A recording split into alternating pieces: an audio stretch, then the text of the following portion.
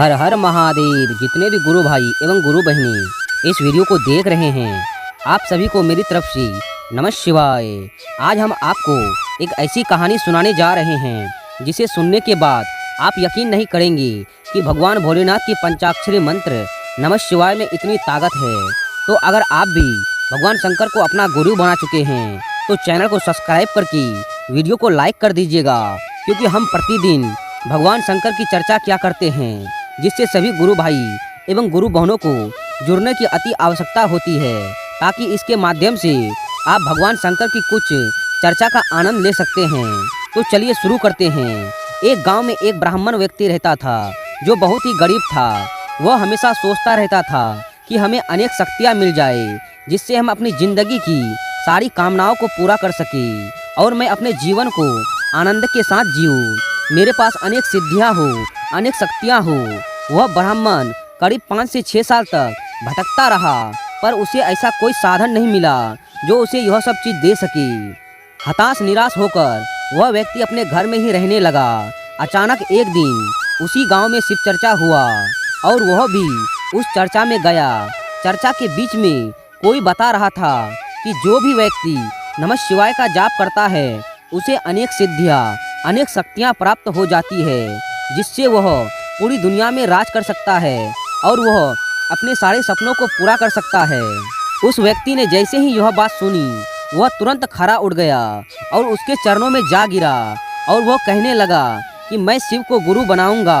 अभी उस व्यक्ति ने उस ब्राह्मण को कहा, अवश्य, मैं आज से घोषणा करता हूँ कि आप भगवान शंकर के शिष्य हैं। और उस व्यक्ति को पंचाक्षरी मंत्र नमः शिवाय दे दिया गया और उसे जपने की अनेक विधि बताई गई। फिर क्या था, उस व्यक्ति ने उसी दिन से नमः शिवाय का जाप करना शुरू कर दिया। नमः शिवाय का जाप करते करते उस व्यक्ति को करीब 3 साल गुजर चुके थे। अब उस ब्राह्मण को लगने लगा कि इसमें हमें धोखा दिया है, हमें आज तक कोई भी सिद्धियाँ, कोई भी शक्ति प्राप्त नहीं हुआ। और उसने कहा था कि जो भी इसे जपेगा उसे अनेक सिद्धियाँ और शक्तियाँ प्राप्त हो जाएगा। यह मेरा समय बर्बाद कर रहा है, अब मैं क्या करूँ। उसे गुस्से से भगवान शंकर को भला बुरा कहा और वह वहाँ से चल पड़ा। रास्ते में उसे एक भिखारी दिखाई दिया। वह भिखारी बहुत ही अनोखे किस्म का था। जब भी वह किसी का शिकार करना चाहता था, वह अपना हाथ बढ़ाता और उस शिकार को मार गिराता। वह शिकारी बहुत ही बड़ा जादूगर था। वह अपने हाथ को इतना लंबा कर सकता था कि हर एक जानवर को अपने हाथ से ही पकड़ लेता था और उसका शिकार कर लेता था। जैसे उस ब्राह्मण ने उसे देखा, उसे अपने आंखों में विश्वास नहीं हुआ। वह अपने शरीर को छोटा बड़ा या कुछ भी आकार का बना सकता था। वह बहुत ही अचंभित हुआ। ब्राह्मण ने दौड़ते हुए शिकारी के पैर पकड़ लिए और कहा, गुरुजी, मुझे भी यह विद्या सीखना है। जीवन से परेशान हो गया हूँ, मुझे भी इसका ज्ञान दीजिए। शिकारी ने कहा, अवश्य। ब्राह्मण ने कहा कि मुझे कितने दिन में यह ज्ञान प्राप्त हो जाएगा। उसने कहा, सिर्फ 7 दिनों में। ब्राह्मण के तो खुशी का ठिकाना ना था। शिकारी ने उसे कहा कि यह श्मशान घाट का जादू है। इसके लिए तुम्हें रात को 12 बजे शमशान घाट जाना पड़ेगा और वहाँ एक लाश के ऊपर बैठकर तुम्हें मंत्र का जाप करना पड़ेगा। ब्राह्मण ने कहा, अवश्य ही, मैं यह करूँगा। फिर क्या था, रात को शिकारी ने एक मरे हुए व्यक्ति का शव लाया और ब्राह्मण को कहा कि तुम इस पर बैठकर मंत्र जाप करो और तुम्हें इस मंत्र का 108 बार पाठ करना है। उस ब्राह्मण ने ऐसा ही किया। उस मुर्दे को ऊपर बैठ गया और मंत्र जाप करने लगा। शिकारी ने उसे बता दिया था कि जब भी शमशान के देवता तुम्हारे सामने आएंगे, तुम्हारी जो इच्छा हो उसे मांग लेना, तुम्हारी हर एक इच्छा अवश्य पूरी होगी। ब्राह्मण ने शमशान घाट में मंत्र जाप करना शुरू कर दिया।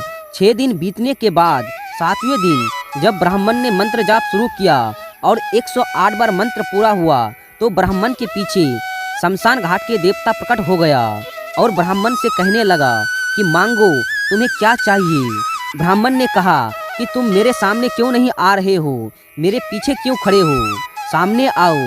शमशान घाट के देवता ने कहा, मैं तुम्हारे सामने नहीं आ सकता। ब्राह्मण ने कहा, क्यों, हमसे क्या भूल हो गया जो तुम मेरे सामने नहीं आना चाहते हो।